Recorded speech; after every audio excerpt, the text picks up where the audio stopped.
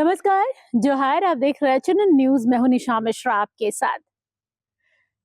बिहार के बाद एसआईआर बंगाल पहुंचा और बंगाल के बाद अब झारखंड में आने की कवायद चल रही है। एसआईआर क्यों आ रहा है? बिहार विधानसभा चुनाव से पहले एसआईआर लागू। यहाँ बंगाल में भी 26 में इलेक्शन होने और उसके ठीक पहले एसआईआर की प्रक्रिया जारी है। दूसरा चरण चल रहा है। 57 लाखों से अधिक नाम कटने की बात कही जा रही है। कई स्कैम भी सामने आ रहे हैं। बहुत कुछ हो रहा है क्योंकि इस बार बंगाल चुनाव अहम होने वाला है और इस बार सिर्फ बंगाल चुनाव में सिर्फ भारतीय जनता पार्टी, टीएमसी और उनके जो महागठबंधन की पार्टियां हैं वही नहीं रहेंगी, बल्कि कई ऐसे लोग भी अपना दाव पेच करने वाले हैं अपने पड़ोसी राज्य झारखंड से। जी हाँ, जहां जेल कैंप जंगल महल में अपने प्रत्याशी उतारने वाला है, तो वहीं दूसरी ओर झामुमो भी अब क्षेत्रीय पार्टी से निकलकर, क्षेत्रीय पार्टी वाली जो उसकी छवि है ना, उसको बदलकर अब पैन इंडिया पर जेएमएम जाना चाह रहा है। हेमंत सोरेन अपनी किस्मत आजमाना चाह रहे हैं और यही कारण है कि बंगाल के जो जंगल महल वाला एरिया है, खास तौर पर उत्तर बंगाल, जंगल महल, आदिवासी बहुल जो इलाके हैं, वहां पर जेएमएम अपने प्रत्याशियों को उतार सकता है। लेकिन जेएमएम के मन में एक ही सवाल है कि जो हाल बिहार विधानसभा चुनाव में आरजेडी और कांग्रेस ने उनके साथ किया, कहीं बंगाल में दीदी खेला ना कर दे, क्योंकि भाई दीदी को भी अपनी साख बचानी है।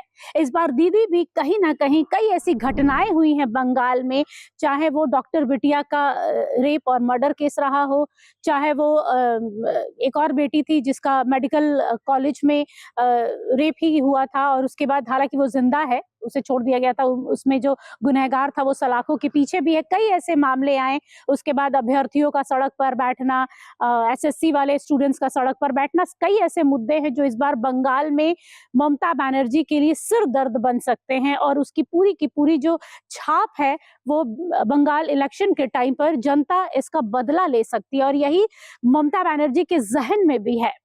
देखिए, ममता बनर्जी एकमात्र ऐसी मुख्यमंत्री है ना, महिला मुख्यमंत्री, जिनके दिमाग में क्या चलता है और जुबान पर क्या होता है ये पढ़ पाना बड़ा मुश्किल है।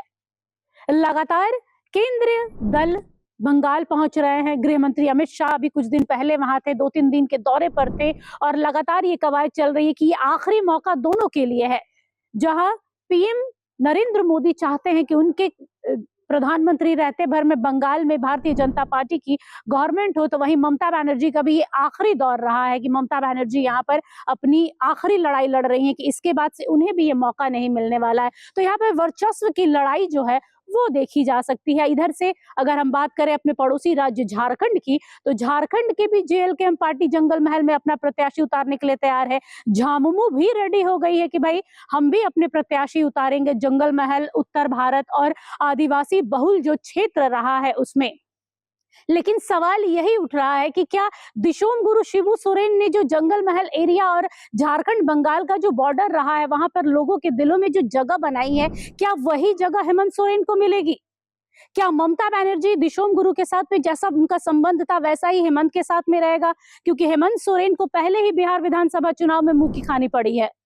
आरजेडी और कांग्रेस ने उन्हें उनकी जगह दिखा दी थी। 6 सीट तो छोड़ो, 1 सीट भी नहीं मिली, बाद में बैकफुट पर आना पड़ा था। और वही अगर बंगाल में हेमंत सोरेन के साथ में होता है, जेएमएम के साथ में होता है, तो क्या महागठबंधन में खलबली मचेगी?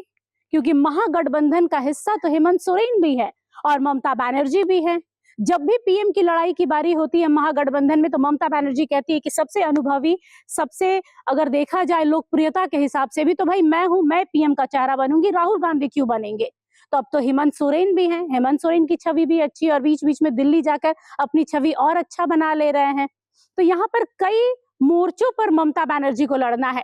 पिछले विधानसभा की सीट की बात करें तो 77 सीटें भारतीय जनता पार्टी को वहां मिली थी और 77 सीट भी उन जगहों पर मिली थी जहां से उम्मीद कम थी, जहां पर आदिवासी बहुल एरिया था। वहां पर अगर भारतीय जनता पार्टी को सीटें मिलती हैं तो ये देखने लायक होगा कि बंगाल की जनता, जंगल महल की जनता, उत्तर बंगाल की जनता भारतीय जनता पार्टी के लिए सॉफ्ट कॉर्नर रखती है। और यही कारण है कि जेएमएम को वहां मौका दे सकती है ममता बनर्जी, ताकि आदिवासी वोट जो है वो भारतीय जनता पार्टी से कटकर जेएमएम को मिले और जेएमएम किसकी? तो भाई दोनों महागठबंधन का हिस्सा है। तो यही वो कारण है कि बंगाल इलेक्शन 2026 में झारखंड के भी कई पार्टियां अपनी किस्मत बंगाल में आजमाएंगी। ये देखना दिलचस्प होगा कि कौन कौन सी जगहों पर, क्योंकि ऐसा कहा जा रहा है कि 12 ऐसी सीटें हैं, 1 दर्जन ऐसी सीटें हैं जहां पर जेएमएम अपनी किस्मत आजमा सकती है और मात भी दे सकती है, क्योंकि वो क्षेत्र झारखंड से सटे हुए हैं, आदिवासी समाजों की संख्या वहां पर ज्यादा है और यही देखते हुए ये है कि शायद वो भाजपा से हटकर जेएमएम की ओर अपना सॉफ्ट कॉर्नर कर सकते हैं। अब देखना दिलचस्प होगा कि भाई चुनाव के टाइम पर हेमंत सोरेन किसको वहां मौका देते हैं। फिलहाल के लिए बस इतना ही। देखते रहिए एचएनएन न्यूज। नमस्कार, जोहार। तो इसे लाइक करें, शेयर करें और हाँ, सब्सक्राइब करना ना भूलें।